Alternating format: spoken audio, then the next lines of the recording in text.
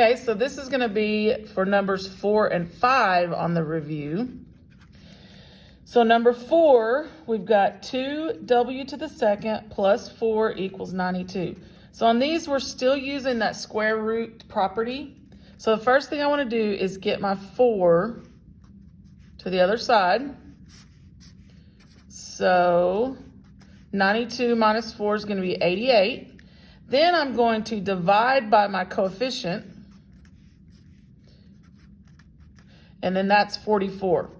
Now, this is not a perfect square, but we can still solve it using the square root property. So we square root both sides. And remember, how you know you can use the square root property is you have a w squared term and you have a constant term. We don't have that middle just w term. Like if you're talking about your quadratic formula or form, if you don't have this term in the middle, which means you don't have the one variable, that's when you can use the square root property, okay? So that worked here because we didn't have we had a w squared, we have constants, but we don't have just a w term. So that's why I was able to use this. So now, this one, the instructions are gonna say to round to the nearest hundred. So that's how you know you're gonna do a decimal. So you can put that in the calculator now. So square root of 44. Oh, I gotta get it. And remember, if you use one of these calculators, you gotta go to mode and do classic.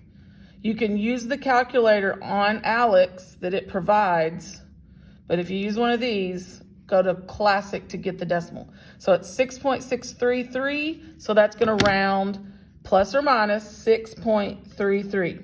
And then remember, when you put it in, put a negative 6.33, comma, positive 6.33. Oh, sorry, 6.63. That's a 6 right there. I wrote 33 instead.